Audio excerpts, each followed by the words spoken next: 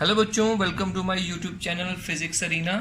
This is video number 4 of magnetic effects of current. और आज हम डिस्कस करने वाले हैं इसमें कि अगर एक चार्ज पार्टिकल मैग्नेटिक फील्ड में मूव करता है तो उस पर फोर्स अगर लगती है तो कितनी लगती है। ये तो आप जानते ही हैं कि एक मूविंग चार्ज जो है वो मैग्नेटिक फील्ड की वजह से फोर्स एक्सपीरियंस करेगा। ये मैंने आपको फर्स्ट वीडियो में बताया था इस चैप्टर की, और आज हम ये देखेंगे वो फोर्स कितनी लगती है। तो उसके लिए हम यहाँ पर एक मैग्नेटिक फील्ड लाइंस क्रिएट करते हैं। Let us suppose we have a magnetic field here like this field is assume to be uniform. जो यूनिफॉर्म फील्ड होती है उसको हम पैरेलल लाइंस के साथ शो करते हैं। This is magnetic field of strength B.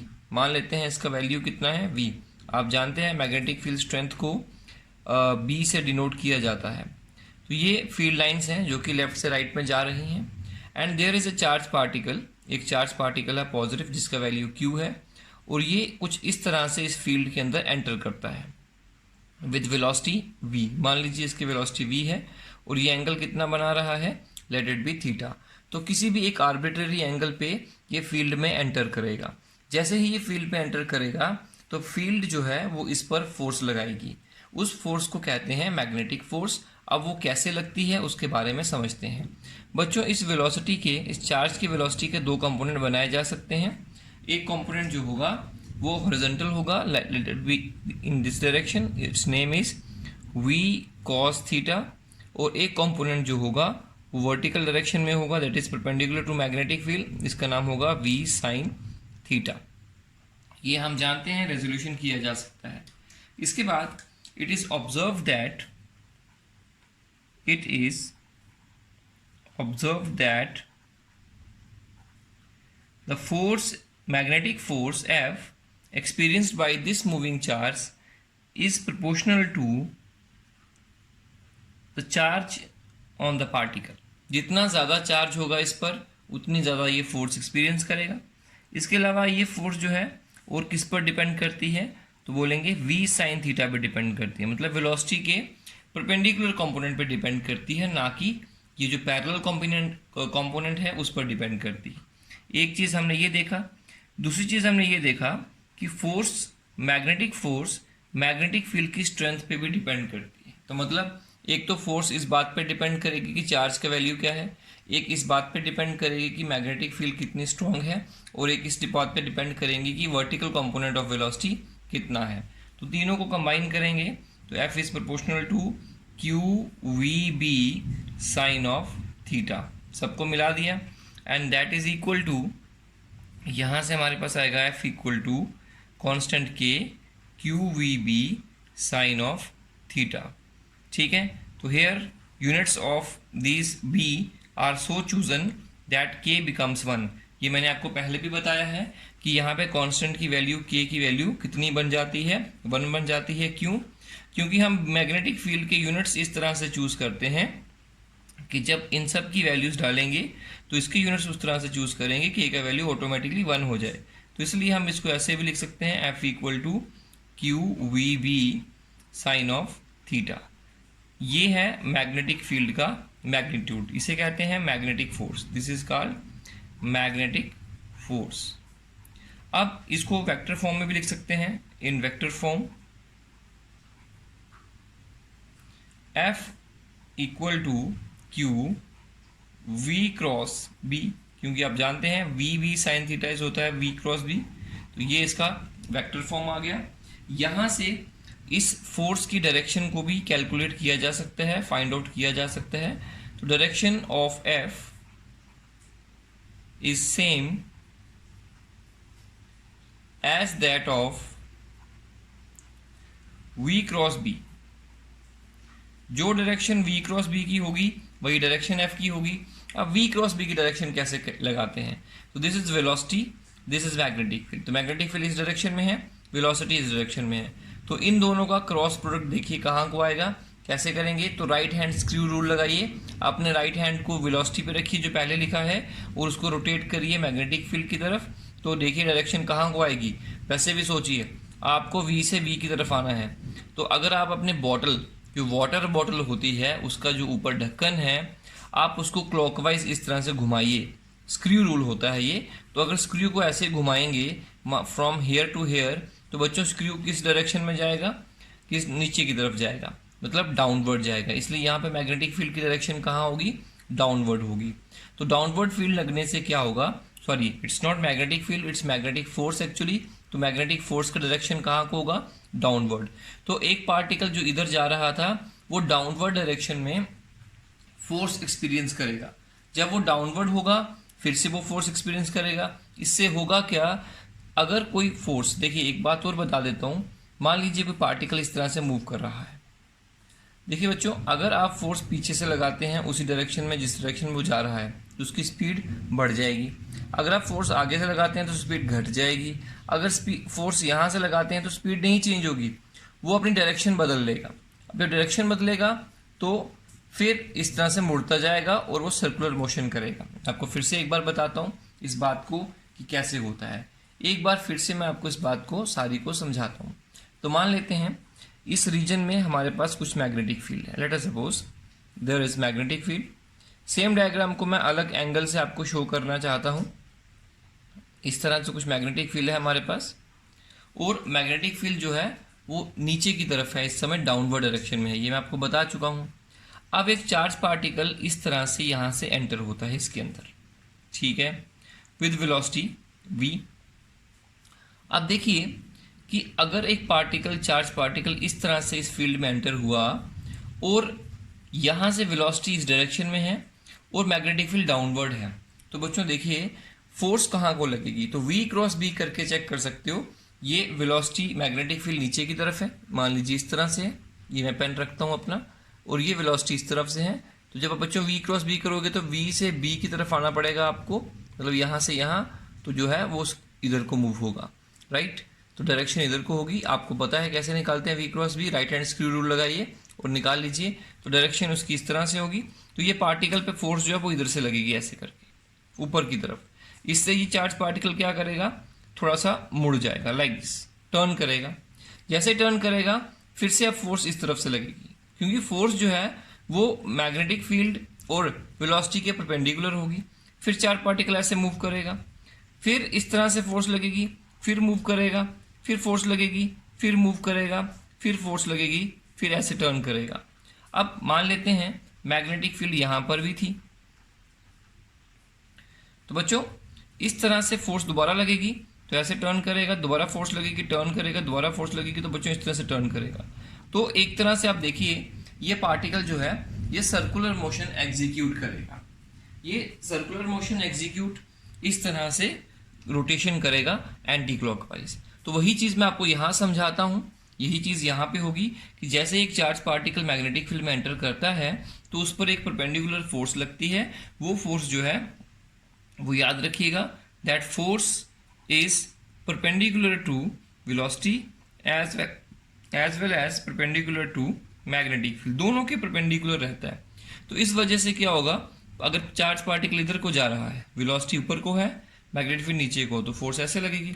अगर इधर को जा रहा है तो वेलोसिटी, फोर्स इधर को लगेगी। अगर वेलोसिटी इधर को है तो फोर्स ऐसे लगेगी। तो फोर्स हमेशा इस तरह से लगेगी कि वो पार्टिकल को मोड़ती जाएगी, टर्न करती जाएगी, पार्टिकल गोल गोल घूमने लगेगा जब वो मैग्नेटिक फील्ड के अंदर एंटर करेगा। तो मैग्नेटिक फील्ड चार्ज पार्टिकल को गोल गोल घुमा देती है, उसकी स्पीड को बढ़ाती नहीं है। वो अभी 10 की स्पीड से आया था, मान लीजिए 10 मीटर पर सेकंड की स्पीड से, तो वो 10 की स्पीड से ही चलेगा। अगर स्पीड बढ़ानी है तो फोर्स वेलोसिटी की डायरेक्शन में लगानी पड़ेगी। अगर उसके परपेंडिकुलर डायरेक्शन में लगाओगे तो वो स्पीड नहीं बढ़ाएगा, वो उसको टर्न करवाएगा। इसी तरह से यहाँ पर जो ये वाली हमारी डायग्राम थी, इस डायग्राम में क्या होगा, जिसके ऊपर डाउनवर्ड फोर्स लगेगी तो ये चार्ज पार्टिकल जो है वो इस तरह से यहाँ पे टर्न्स लेगा, लाइक दिस।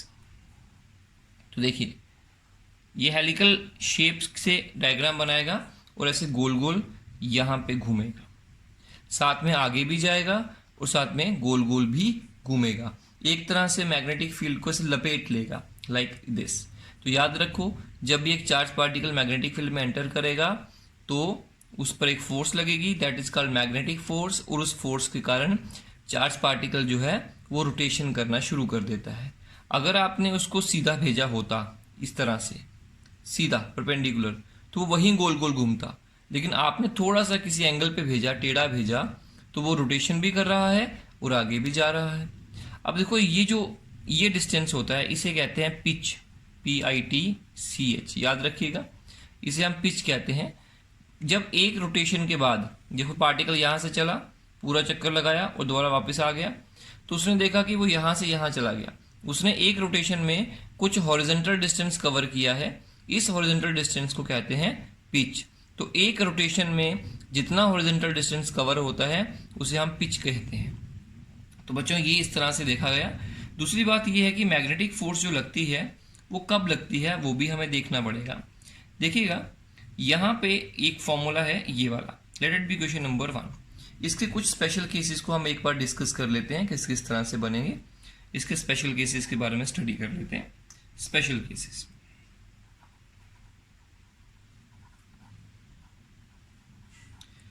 नंबर 1, अगर ऐसा होता है कि थीटा 0 डिग्री है या 180 डिग्री है, तो मुझे बताओ मैग्नेटिक फोर्स कितनी होगी।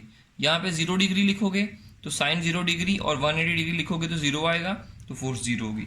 इसका मतलब ये हुआ कि यहाँ पे जैसे मैग्नेटिक फील्ड इस डायरेक्शन में है, तो उसी डायरेक्शन में ये थीटा अगर आप 0 कर दीजिए, ये वाला थीटा, इसका मतलब ये हुआ कि अगर आप चार्ज पार्टिकल को इसी डायरेक्शन में मूव करते हैं जिस डायरेक्शन में मैग्नेटिक फील्ड जा रहे है, तो उस डायरेक्शन में अगर चार्ज मूव करेगा तो उस पर फोर्स नहीं लगेगी।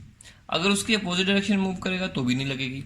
इसका मतलब आप जिस बार भी अगर चार्ज पार्टिकल को मूव कराएंगे फील्ड में, लेकिन वो उसी की डायरेक्शन में कराएंगे या उसके अपोजिट डायरेक्शन में कराएंगे, तो दोनों केसेस में फोर्स एक्सपीरियंस नहीं होगी, मैग्नेटिक फोर्स नहीं लगेगी। ठीक, तो बच्चों ये याद रखिएगा कि फोर्स 0 होती है। दूसरी बात, नंबर 2 केस, अगर आपका एंगल 90 डिग्री है and you know sine 90 degree is 1, that is it's maximum value +1, तो देयरफॉर फोर्स जो है वो होगी QVB, दैट इज मैक्सिमम, क्योंकि साइन की वैल्यू सबसे बड़ी डाली इसलिए फोर्स मैक्सिमम आ गई। तो सबसे ज़्यादा फोर्स कब लगेगी, जब चार्ज पार्टिकल किसी एंगल पे ना होके थीटा 90 डिग्री पे हो। थीटा 90 डिग्री होगा, परपेंडिकुलर मूव करेगा तो सबसे ज़्यादा फोर्स लगेगी। अगर थोड़ा एंगल कम होगा तो फोर्स कम लगेगी, और एंगल कम होगा तो फोर्स और कम होगी। अगर एंगल 0 डिग्री हो जाएगा तो फोर्स 0 लगेगी। तो ये बात याद रखिएगा कि चार्ज पार्टिकल का मोशन हमेशा फोर्स जो है मैग्नेटिक फील्ड के सेम डायरेक्शन में नहीं होना चाहिए, उस केस में फोर्स अप्लाई नहीं होगी। फोर्स तभी अप्लाई होगी अगर कुछ एंगल होगा मैग्नेटिक फील्ड और चार्ज की वेलोसिटी में। तो बच्चों this is the concept of force acting on a charge particle when the charge particle is moving in the magnetic field. और ये बात याद रखिएगा कि किस तरह का मोशन होता है जब एक चार्ज पार्टिकल मैग्नेटिक फील्ड में एंटर करेगा, तो कहेंगे सर्कुलर मोशन होता है। तो ये मैंने आपको यहाँ पे सर्कुलर मोशन समझाया। इसी के साथ एक छोटी सी बात आपको और बताता हूँ। तो मान लेते हैं ऐसा है कि यहाँ पर हमारे पास कुछ मैग्नेटिक फील्ड है, let us suppose you have a magnetic field here, और एक चार्ज पार्टिकल यहाँ से इसमें एंटर करता है। तो बच्चों जब इसे फोर्स लगेगी तो वो ऐसे घूम के यहीं से वापस आ जाएगा। देखिए मैग्नेटिक फील्ड सिर्फ यहाँ तक थी, तो जैसे ही उसके अंदर एंटर हुआ उसमें टर्निंग हुई, अभी आगे मैग्नेटिक फील्ड नहीं थी तो वो निकल गया बाहर। तो एक सेमी सर्कुलर मोशन किया। ये टर्निंग किस वजह से हुई, तो बोलेंगे मैग्नेटिक फील्ड की वजह से। मैग्नेटिक फोर्स इस पर लगी, जैसे ही मैग्नेटिक फोर्स लगी उसने इसको टर्न करवाया, तो इस तरह से टर्निंग करवा के वो उसको वापस कर देता है। तो याद रखिए जब भी एक चार्ज पार्टिकल अगर परपेंडिकुलर डायरेक्शन में जाएगा मैग्नेटिक फील्ड की, तो वो सर्कुलर मोशन करने लगेगा मैग्नेटिक फील्ड में बिकॉज ऑफ द फोर्स। और इस बार इस सर्कुलर मोशन के लिए जो सेंट्रीपिटल फोर्स हमें मिल रही है that is provided by the magnetic force. तो चलिए इसके आगे थोड़ा सा और भी डिस्कस करते हैं। तो बच्चों अभी तक हमने ये सीखा कि जब एक चार्ज पार्टिकल मैग्नेटिक फील्ड में एंटर करेगा वो सर्कुलर मोशन करेगा। ये जो सर्कुलर मोशन है इसके लिए सेंट्रीपिटल फोर्स चाहिए होती है। तो इस केस में centripetal force magnetic force provide कर रही है। तो इसलिए हम ऐसे लिख सकते हैं कि centripetal force required for the circular motion of charge in magnetic field is provided by the magnetic force। तो magnetic force is equal to centripetal force. तो सेंट्रीपिटल फोर्स का फॉर्मूला होता है mv²/r और मैग्नेटिक फोर्स का formula होता है, अभी हमने बताया, QVB साइन ऑफ थीटा। तो ये इसका फॉर्मूला इस तरह से बनाया जा सकता है। तो इसके आगे हम ये भी मान सकते हैं, यहाँ पे मैं एग्जांपल के लिए ले लेता हूँ, एक एग्जांपल बना के देखते हैं। ये हमारे पास मैग्नेटिक फील्ड है इस तरह से, जो कि डाउनवर्ड डायरेक्शन में जा रही है, और एक चार्ज पार्टिकल इसमें एंटर करता है with velocity v। This is charge particle. तो देखिए मैग्नेटिक फील्ड डाउनवर्ड है, चार्ज पार्टिकल का मोशन ऊपर की तरफ है, मतलब वेलोसिटी और इसके बीच में एंगल कितना होगा मैग्नेटिक फील्ड में, 90 डिग्री। तो साइन 90 डिग्री लिखेंगे। तो mv/r, एक v और एक v कैंसिल हो जाएगा, यहाँ से आएगा आपके पास QB साइन 90 1 हो गया। और यहाँ से हम अब कैलकुलेशन कर सकते हैं बच्चों, वेलोसिटी निकाल सकते हैं। वेलोसिटी कितनी आएगी, देखिए QBr/m, this is the velocity of the charge particle, equation number 1। तो आप यहाँ पे जो मोशन हो रहा है उसकी वेलोसिटी कैलकुलेट कर सकते हैं। यहीं से आप उसका रेडियस भी बना सकते थे। तो रेडियस किसके बराबर आया, mv/qb, सही है। अच्छा, उसकी एंगुलर वेलोसिटी भी निकाल सकते हैं। एंगुलर वेलोसिटी कैसे निकालोगे, एंगुलर वेलोसिटी निकालने का फॉर्मूला होता है omega. Omega equal to 2π/t, जानते हैं आप लोग। तो पहले टाइम पीरियड निकाल सकते हैं। टाइम पीरियड कैसे निकालते हैं वो भी निकालते हैं, उसके बाद यहाँ पे t का वैल्यू पुट करके ओमेगा निकलेगा। तो इसका टाइम पीरियड क्या है, मतलब कहने का कि इसका एक रोटेशन लगाने में, एक बार गोल घूमने में कितना समय लगता है। तो एक बार घूमने में कितना समय लगेगा, that is time period equal to, that is distance upon time का फॉर्मूला क्या होगा, टाइम का फॉर्मूला होगा distance upon speed, distance upon speed. बताइए डिस्टेंस कितना है पूरा चक्कर लगाने में, मान लो रेडियस r है, तो डिस्टेंस होगा 2πr, और स्पीड कितनी होगी, स्पीड मैंने यहाँ पे लिखी है QBr/m। तो देखिए बच्चों ये कैंसिल हो गया, तो यहाँ से टाइम पीरियड जो है that will comes out to be, देखिएगा इस तरह से, दैट इज इक्वल टू 2π, और ये m ऊपर चला जाएगा, अपॉन QB। तो बच्चों this is the time period of rotation. इसी के साथ हम फ्रीक्वेंसी भी निकाल सकते हैं। फ्रीक्वेंसी है आपका, इसका एक और नाम होता है, इसे बोलते हैं साइक्लोट्रॉन फ्रीक्वेंसी। तो साइक्लोट्रॉन फ्रीक्वेंसी, साइक्लोट्रॉन आपके सिलेबस में पहले था, इस बार वो नहीं है। साइक्लोट्रॉन एक डिवाइस होता है जो चार्ज पार्टिकल को एक्सेलरेट करवाता है। तो वो अलग से आपकी बुक्स में दिया हुआ है, यू कैन रीड दैट, और उसकी सारी थ्योरी जो है वो इसी के ऊपर बेस्ड है जो मैथमेटिक्स में अभी आपको करवा रहा हूँ। तो फ्रीक्वेंसी कैसे निकालते हैं, फ्रीक्वेंसी जो होती है वो होती है 1 time period, implies frequency equal to QB, जो भी टाइम पीरियड होगा उसका रिवर्स कर दीजिए 2πm, ये निकल गई फ्रीक्वेंसी, इक्वेशन नंबर 3। इसी तरीके से हम लोग एंगुलर फ्रीक्वेंसी भी कैलकुलेट कर सकते हैं बच्चों। तो एंगुलर फ्रीक्वेंसी कैसे कैलकुलेट करेंगे, देखिएगा, एंगुलर फ्रीक्वेंसी ओमेगा, आप जानते हैं ओमेगा किसके बराबर होगा, ओमेगा होगा 2π इंटू न्यू या 2π/t, एक ही बात है। तो that is 2π into nu, nu कितना है यहाँ पे देखिए QB/2πm, तो 2π कैंसिल हो गया, ओमेगा कितना आया QB/m। तो बच्चों इस तरह से आप इसको कैलकुलेट कर सकते हो। तो ये सारी की सारी जो स्पेसिफिकेशंस थी इस मोशन की वो हमने कैलकुलेट करी, velocity, radius, time period of rotation, angular frequency कितनी होगी, एंगुलर स्पीड कितनी है इसकी, इसका फ्रीक्वेंसी क्या है, फ्रीक्वेंसी होता है नंबर ऑफ ऑसिलेशंस पर सेकंड, वो भी हमने कैलकुलेट किया। इसके अलावा इसकी एनर्जी भी कैलकुलेट कर सकते हैं, जब वो घूम रहा है तो कितनी एनर्जी से घूम, उसका काइनेटिक एनर्जी कितना है वो भी हम कैलकुलेट कर सकते हैं। Kinetic energy equal to 1/2 mv², तो काइनेटिक एनर्जी कितनी आ जाएगी 1/2 m, वेलोसिटी का फॉर्मूला है q² b² r²/m², एक m यहाँ से कैंसिल हो गया। तो काइनेटिक एनर्जी का फॉर्मूला जो बनेगा हमारे पास, that will comes out to be kinetic energy equal to q² b² r²/2 of m। तो बच्चों this is the formula for kinetic energy. तो ये हमने मोशन को पूरा डिस्क्राइब किया। हर एक उसका कैलकुलेशन किया, देखा कैसे कैसे होता है। तो इसी के साथ मैं ये वीडियो यहाँ पे ख़त्म करता हूँ।